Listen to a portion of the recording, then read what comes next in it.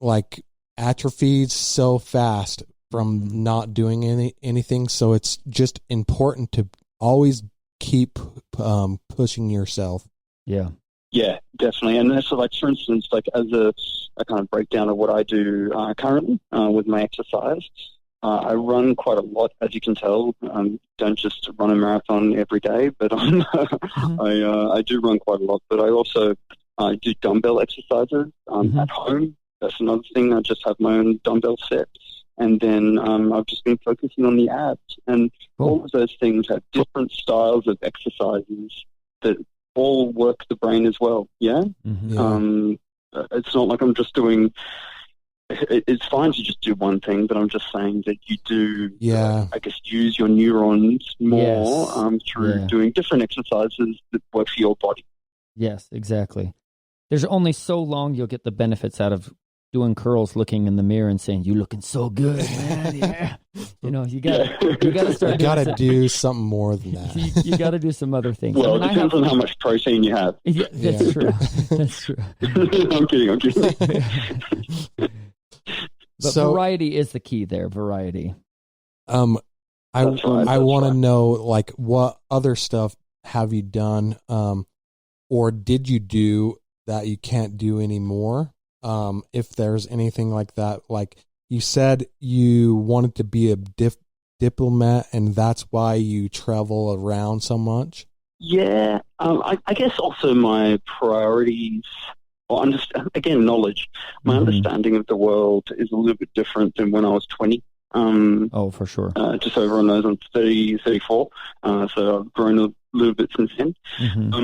But I originally wanted to be a diplomat. And I don't know, like writing, especially since the accident, has really taken over a lot of what I do. And I worked in like government communications and stuff before the accident. So I think the language side has really come out a little bit more. And the idea of me, you know, suddenly being a diplomat, going and talking about trade between Australia and the US, it kind of sounds a little bit boring, to be honest.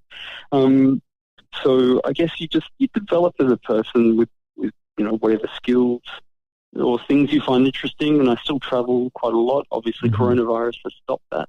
Sure.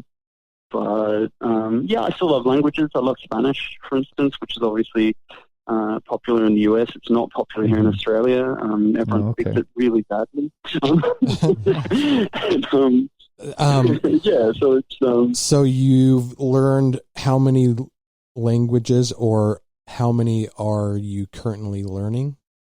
So I speak Spanish. I'm not going to sound native, but similar to English, like fluent. Yeah. And then I speak Portuguese because it's quite close, I think. But also, you know, it is different. So it's not like I just totally pretend. But I can speak that a little bit.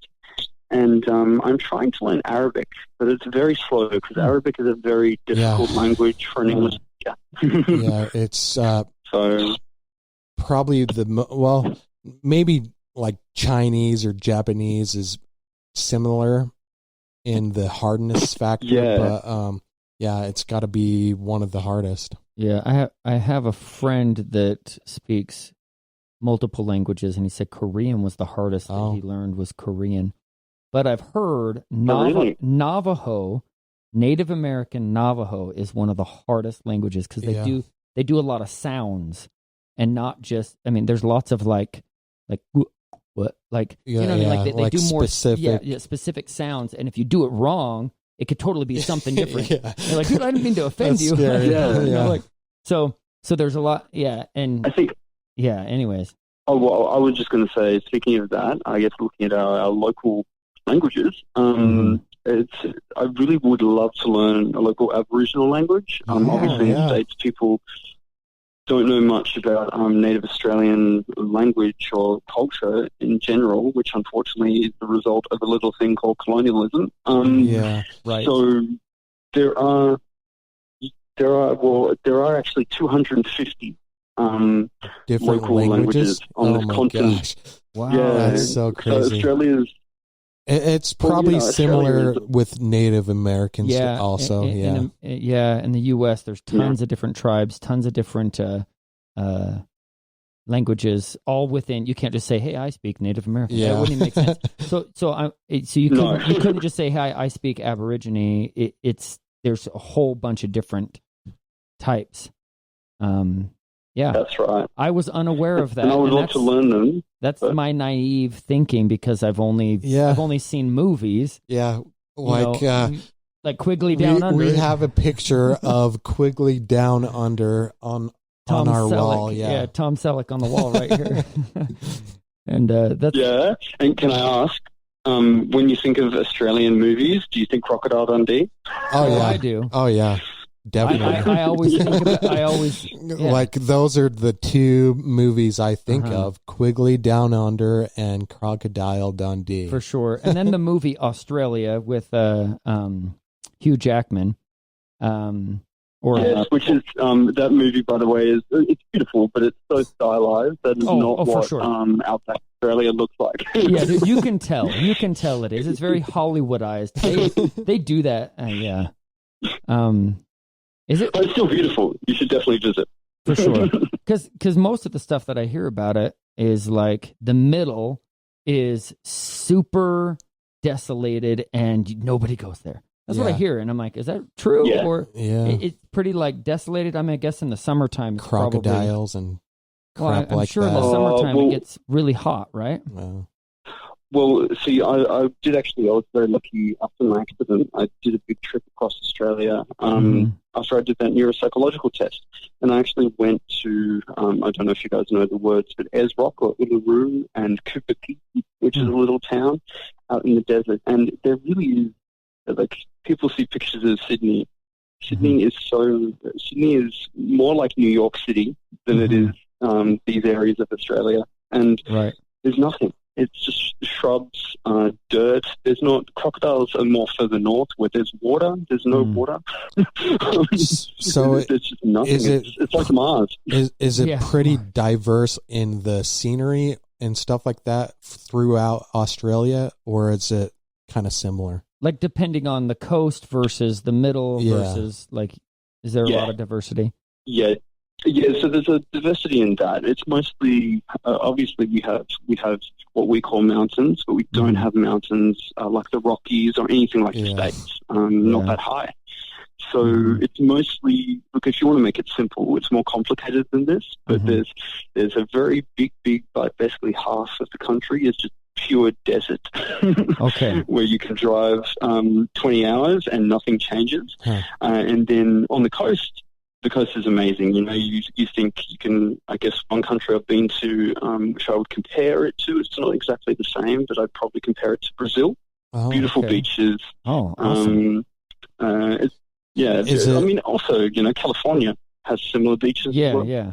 Is it pretty hot there on the coast, or does that, do you have diversity in your weather also? We have a little bit of diversity, but to be honest, it's I think that it's funny because Australia, I don't know if you know much about, thinking as a diplomat, much about Australia. The reason why Australia, I guess, has any money is because we mine a lot of coal and oil and lots of naughty things for climate change. However, at the same time, I think Australia is going to be one of the first countries to really notice that change in temperature, because our summers now are, you know, we're talking, I have to think of Fahrenheit because I don't know it well enough, but I'll say it out loud in Celsius. We're talking like 45 degree heat, like 45 degree Celsius heat, which is, I think we're talking like 120 Fahrenheit. I think I'm throwing that out there. Yeah, that's super hot. It's getting really hot. Oh, yeah.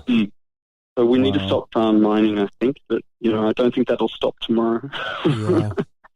Yeah. And so I just want to talk to you about, like, you said you found yourself getting angry at your friends and family sometimes. And, like, how did you repair those relationships and stuff like that? That's an interesting question. I think that is a complicated one. We all know that as we age, we're not friends with the same people throughout our whole lives. Yeah, sure.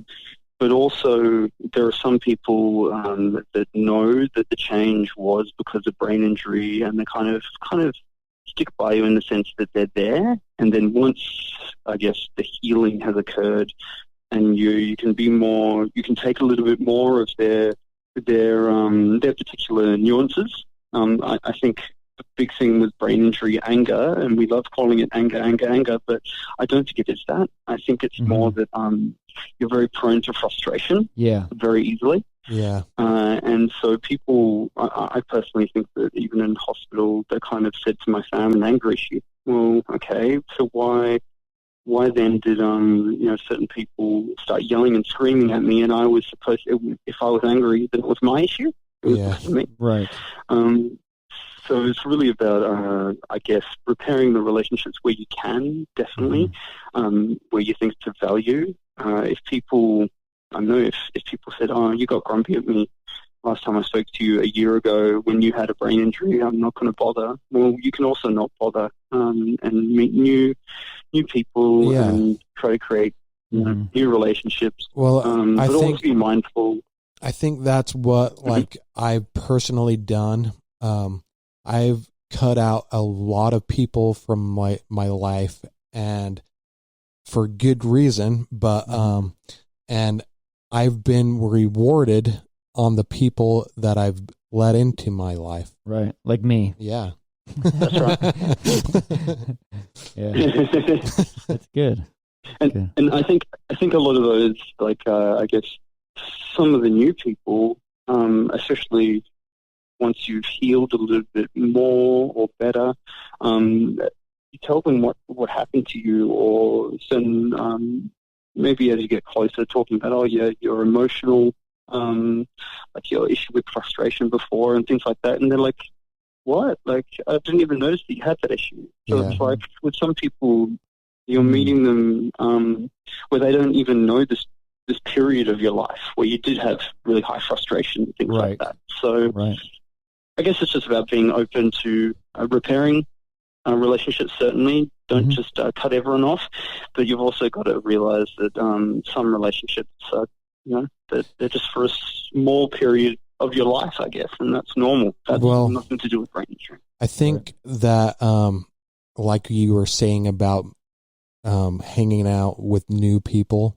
I think that being able to tell your story, like, of course, you wouldn't tell your story to someone you already know, but you would to that new person, and that is a really healing process for me personally that I've found that has helped me out with my brain injury situation. That's good. Yeah, I actually agree with that in a big way, in the sense that because there are some friends that kind of get to that stage, because brain injury, at least for me, I know everyone's different, but for me, it was a period where it affected my life, a good probably 5 years. And to many people, it could be 20 years, and some friends, you talk about brain injury and they're just like, "Oh, this again." Well, this again because it's affecting my life. Yeah. So if you don't want to listen to it, well, there's the door. That's reality. That's your biggest issue that you're going through, and it's super important to you, and it should be to the people that you're surrounding yourself with. And if they don't care about it, it's just time to let them go. Yeah. That's right. And it is also important in saying that. I will say it's also very important because I have noticed with some friends that have stuck around, that now that I'm listening more to their issues, whatever that issue may be, it might not, of course it's not brain injury, but something else, whether it be relationships or work or whatever. And now I'm listening more to them, and they're noticing, okay, like pause back, if that makes sense. Yeah. And so it's also about appreciating that it's not all it's not all about the brain injury, and there are other things out there. And relationships are a two-way street.